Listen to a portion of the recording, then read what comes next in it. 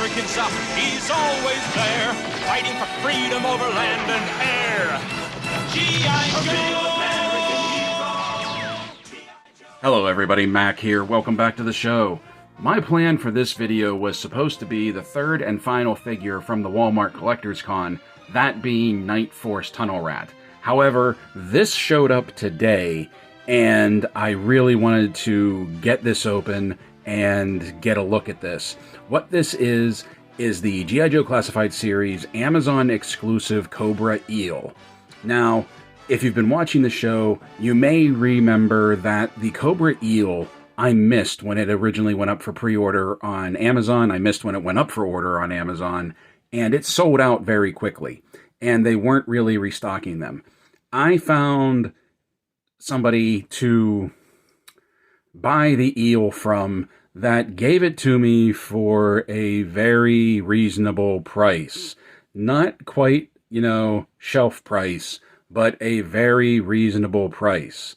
Also, and I'm a little hesitant to do this, but as of the time of this recording, the eel is back up for sale on Amazon. Not at its retail price. It's high. It's not double the $25, but it's close to that. But it's also probably the most reasonable price I have found for this figure when you look at it and you realize that there are places that were trying to sell this eel for $100. Now, I only picked up one of these eels when the offer was made to me because we do know that the eel is coming back on a retro card.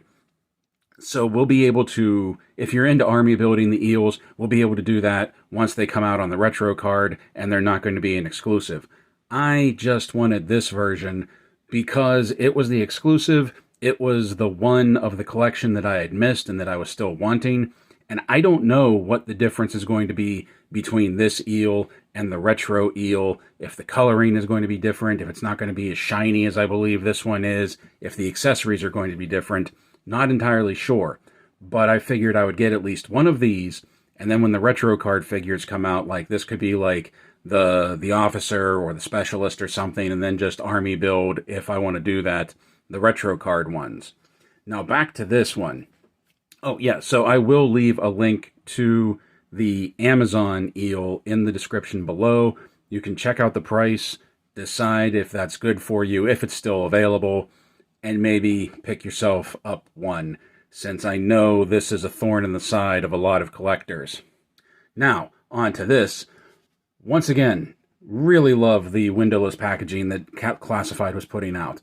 While I'm not a fan of the cartoon, that original mini-series where these tube worms were in does hold a special place in my heart, because the original mini-series before the series took off, I actually really liked that when I was a kid. It has some really standout visuals in my head that I've never been able to get rid of. One of them, for some reason, being Stalker with the jetpack, but also this with the tube worms coming up from underwater before predating even the eel. I thought this was just, I even questioned if these things were real. I thought, when I was a kid and I saw these things, I thought these things really existed. And he's standing on the deck of a submarine. Up here, we have an image of the accessories that he comes with. We have a nice animated graphic of him. On this side, we have a better look at that cell, at that, comic cell.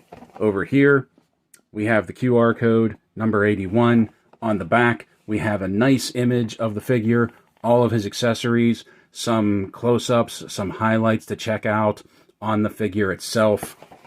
Up top, G.I. Joe. On the bottom, the barcode. So without further ado, let's open this up because I really want to see what this eel looks like. And fingers crossed, there's nothing wrong with this one. So, without further ado, let's get this open and let's take a look at HASBRO G.I. Joe Classified Series Cobra Eel. Amazon exclusive. So something else that we've already been missing from the windowless packaging that I'm kind of sad to see go are these cardboard corded ropes that hold the figure into the package. It's just so much easier taking these off and then slipping them out and getting the figure out. Much better than those plastic bands that we got to snip. That's just me though. Now, With the eel out of the packaging and putting the tape measure to him, we can see that he is approximately 6¼ inches tall to the top of his head. So the first thing I want to talk about is the coloring of him. The coloring isn't bad, it's a dark gray. But looking at the box, and indeed looking at the photos on Amazon, I was expecting this eel to be a much brighter silver color rather than this dark gray. Because if you hold this up to him, even the picture on the box, you can see that there's like a metallic sheen to his wetsuit. But when you flip the box over, indeed what we see on the back is closer to what I have in my hand. So I don't doubt that this is supposed to be the color. It's just that, I don't know, there are images that give it a much brighter sheen. Maybe this is more what the retro card figure is going to be. I don't know. But I don't have issue with that. It just kind of took me by surprise, and I thought it was worth mentioning. Otherwise, I do like the coloring of the figure. The eel always, I felt, had a very distinct look, sort of a standout look, even among the vintage line. Now, this is a very plain-based body, and I believe this is the same as Torpedo. I say I believe because looking at him, I'm realizing I never took my Torpedo out of the box. So I'm guessing this is the same one. Now that I have the eel out, I'll probably pull out Torpedo and we'll take a look at him. But this is probably also going to be the same body that's going to be used on the G.I. Joe 60th Anniversary Diver. Now we have the dark gray, we have the black, we have some nice bright red, or more like a dark, almost crimson, crimson guard red on the chest, and then a bright silver Cobra logo right up top. This is not part of the sculpt. This is actually a separate piece that fits on the body that every once in a while you have to readjust it to make sure the peg holes line up. The only thing that gets in the way a little bit is this shoulder armor right here that he's wearing, this shoulder pad, that not so much when it goes up into the 90 position, but you can see right here that for the bicep swivel, it does rub a little bit. Like, you can even see it like pushing out when you turn the bicep swivel. That if they would have made this just a hair smaller, a hair shorter, the bicep probably wouldn't have even rubbed up against it. But now that we're talking about that, let's lead that right into articulation, that his head will do a full 360 spin. He has a little bit of tilt side to side. That's as far up as he can look, and that's kind of disappointing to me because I would have really liked to have had him be able to like crank back for when he's getting into those swimming poses. He just has the dumbbell joint right here instead of like, you know, the ball hinge joint that I kind of wish they would go back to. So, where are we? Oh yeah, arms will do a full 360. We have a nice butterfly joint right there. Arms will come up to 90 degrees. You saw the bicep swivel rubbing up on the shoulder pad. Has double jointed elbows with some really good travel. Wrists pivot. Wrists hinge up and down. Both of them are trigger hands. Both hands will hinge up and down. You can see the ab cut in there that he can really crunch forward. He can really crank back as well. He has a ball joint at the waist that allows him to do a full 360 spin. There's a little bit of leaning back. And there's a little bit of leaning forward, but the ab crunch is definitely going to be what does the heavy lifting. And there's some rock side to side, but not a whole lot. Now he has the drop down hips. Legs will come forward. Legs will go back. Legs come out to the side very well. Thigh cut right there. Now the legs, the sculpting of the legs of the eel, of these wetsuit legs, are kind of smooth and fairly featureless. But I still feel like that other than that line, they do a real good job of hiding the thigh cut. And it doesn't, whenever you turn it, it doesn't like sort of like warp that out of shape much.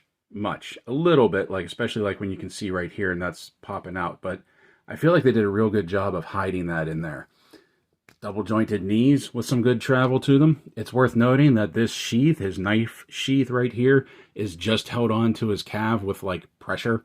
And it's slipped and comes down. It was kept falling down a little bit while I was playing around with him, kind of like Copperhead's bicep bands. He does have a boot cut despite not having boots, and I like where they put it. It's kind of hidden right here. I think that's a real nice touch. Now that one does get a little wonky looking, especially when you turn it in, because you can see there's like a little bit of overhang right there and a little nub right there as well. But I do like that they put it there. Ankles will rock back. Ankles rock back very well, which is going to be real good for swimming whenever we put the flippers on him. You'll see those in a moment. Ankles rock forward. And we have a forward-facing pin for some rocker. Just a quick highlight to take a look at is this little control panel right here he has on his wrist, on the back of his wrist on his right side. Not entirely sure what it is because I don't know to look at it what that gauge means. But I do know some of the gauges that they would probably need for underwater would be something like a depth gauge, a pressure gauge, definitely a timer to know how much oxygen they have left, and maybe even an underwater compass, because there's no other way they would know what direction they were going in.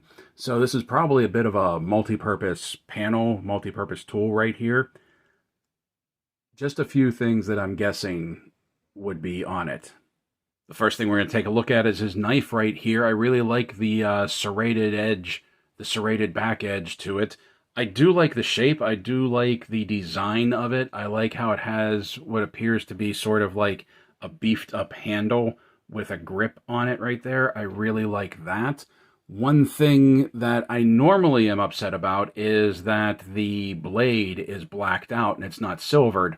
They painted the handle. Why wouldn't they paint the blade? But I'm okay kind of thinking that he's an eel, he's a diver, it's some sort of like special composite for the knife so that it doesn't like rot or rust or whatever while it's underwater all the time. I'm cool with just believing that. But I do like the look of it, and that fits right into his calf sheath right here that we were looking at a little bit ago.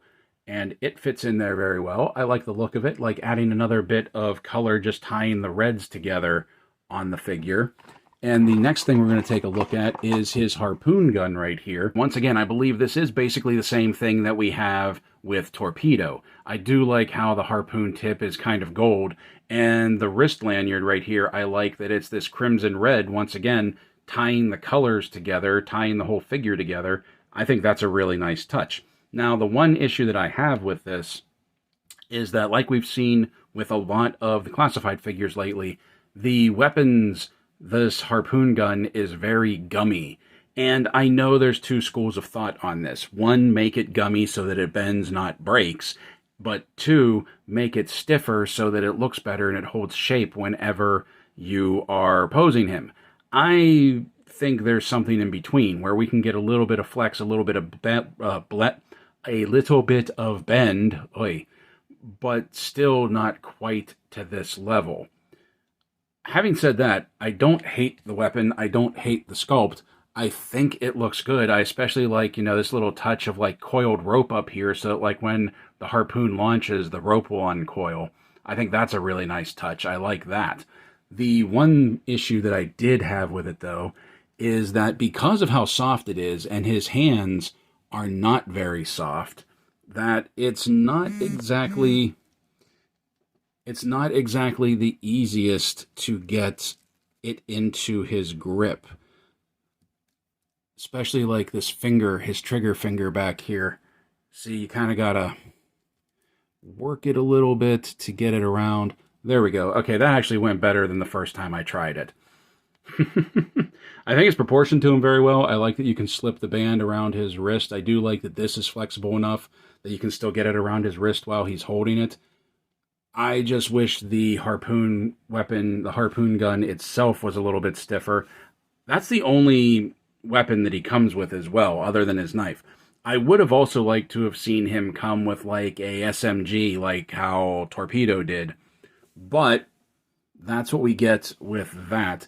Makes me wonder now if the if the retro card figure will have more accessories and it'll come with a small machine gun or something. Who knows? Now, what we're getting into is the layout that makes the eel, and I like this. This is his backpack. You can see that it's kind of conformed to the shape of his back, so that whenever we plug it in, it does have a real nice snug fit to it. He has some peg holes, some sockets right here. that his helmet apparatus is going to plug into for his rebreather, for his oxygen tanks. And we'll take a look at that whenever we get it on him. Once again, love the color, the black of the backpack with this crimson right here. And I love the eel logo that's on the back with the anchor, the skull, and the eel just wrapping around it. I think that's a real nice touch. I like that graphic. I really dig that. But then the bottom of the pack here has like little like air jets or maybe water jets or something that helps to propel him, helps him while he is swimming. I don't remember if the original eel had that or not. I think they might have been propellers and not like jets, but I do like that. So we can put this on him. Once again, making sure that the peg holes line up with his chest piece. And then it just fits right on. And you can see that it conforms very well to the back of the figure. You can have, there's a little bit of gap. You can see my hand back there, but it's not much. And I just really like the look of that. It also doesn't seem to, whoops, straighten it out a little. It also doesn't really seem to weigh him back very much. Now we take a look at his helmet, and I love the helmet. I love that it's a helmet, first of all, and it wasn't just molded onto his head. Then we have the head lantern right here. We have a antenna right here that I'm assuming so they can communicate amongst each other. And then we have the rebreather right here with the hoses attached to it. And the helmet just fits down on his head. It is a nice tight fit. Once you put it on there, you kind of have to rock it forward a little bit so that he can look out of the visor. And then these just plug right into the backpack. This is another area where I don't hate that it's a very soft rubber, so that you can just basically get them plugged in, get him looking mean, get him looking ready for battle, ready for the dive. That looks cool. I really like that. That's like the profile of the eel that I remember. And it's really nice how well balanced this figure is when he has all this gear on him. Next up we have his flippers. These are the last pieces. And inside the flippers right there, you can see there's an L. I don't know if you can see it on the camera, but there's an L on that one, and there's an R on that one. So it tells you which one is the left one and which one is the right one, because they are molded to conform to the feet. So we put the left one on, and all we do is we slip it on, and then we just latch the back onto him. Slip it on, and then just latch the back on. And that's it. It's as easy as that. And they look good. I really like that. I also like that they cut out the holes for the peg holes on the bottom of his feet right there. But that looks good. The eel, the Cobra Frogman, the diver. He looks so good. He's decked out. He's ready to go. Like I said, the only thing I think he's missing is an SMG, a small machine gun. And he would have been perfect. But this, I'm really digging, and I'm curious to see what differences there are going to be, because this is pretty much the eel as I remember it, including just having the harpoon gun. So I'm really curious to see what changes, what differences, if any, that the retro card figure is going to have. Or is it going to be like a Baroness situation, where the retro carded Baroness was basically the same figure, just that you could take off her glasses. I don't know, maybe it's going to be like that. Maybe they're just trying to fix the problem they had with the Amazon exclusive. And now for size comparison, here he is beside a couple of other Cobra Troop builders, HASBRO G.I. Joe Classified Series Cobra Trooper, and the Range Viper, and I like this matchup better. Like, the eel to me harkens back to when Cobra just had troopers and specialists before everything was a Viper this and a Viper that. Here he is beside the Valaverse Action Force Infantry Commando and the ButtCon exclusive Locust Trooper. Here he is beside Hasbro Marvel Legends Genis Vell and Psylocke from the Nimrod 3-pack. I know, I gotta get some new Marvel Legends figures to do these comparisons with. Here he is beside Jazzware's Spartan Collection Master Chief and Mark IV Spartan. And finally, here he is beside NECA Toys, Dungeons & Dragons, Warduke, and Grimsword. So is this figure a must-have? No, absolutely not. Especially not with the retro-carded figure coming down the line. Whether it's this year or whether it's next year, We do know that there's going to be a chance to get more eels. We do know there's going to be a chance to army build these eels if that's your thing. So there's no real need to get this Amazon exclusive version of the eels. However, having said that, if you're like me and you are somewhat of a completionist for this line, like I said, time of recording, there are eels available for sale on the Amazon site. Not from Amazon. It's not the retail price, but it's not a horrible price either. Link in the description below. I'll let you be the judge if it's worth getting or not. I do think this is a really cool figure, though. And for what could have been a very boring, very bare bones figure, I think they made the eel look really good. I do like the coloring, despite expecting it to be a brighter silver rather than this dark gray. I like the accessories. I like how even little details like, I said, the wrist strap to the harpoon gun and the handle of the knife match up with the crimson red on his chest, brings everything together, ties everything together, makes it just a really good looking figure. And I love the helmet. I like that the helmet comes off, first of all. I like that the helmet has that transparent piece of plastic in there for the visor, that you can see the eel's eyes behind the helmet, the dive helmet, when he's wearing it.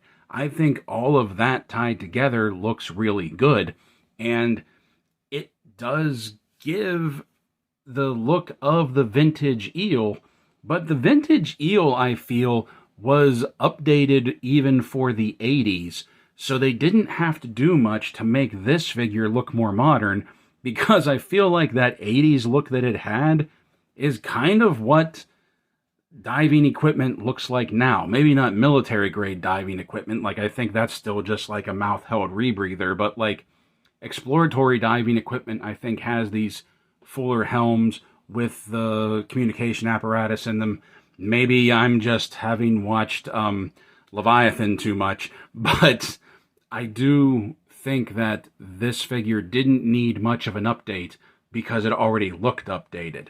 I do like the backpack. I like that eel logo on the back. I like that it has little propulsion jets to help him swim. I think those are some really nice touches. I mean, I like this figure, which if you've watched this channel, me liking a Joe figure, whoa, there's a surprise. I know. The only issues that I have with it, once again, are the harpoon gun being a very soft rubber. Everything else does need to be a soft rubber. The flippers definitely need to be a soft rubber so you can get them on his feet easy, and you don't snap the fins. The hoses need to be a soft rubber because you do still have a really good range of motion with his helmet on and those hoses in place. Obviously, you're not going to be able to do a full 360, but he can look side to side very well and still look up and down. I also wish he had some sort of other weapon other than the harpoon gun, like an SMG or maybe even a pistol, just something to go along with that for once he gets onto dry land. If you've stuck around this long in the video, thank you very much for watching. I'm going to fill you in on some stuff that I should have done at the beginning of the video. Please remember to like and subscribe and check out my Ko-fi page and support me there. So until next time, my friends, play well, stay safe, stay healthy, and as always, thank you for watching.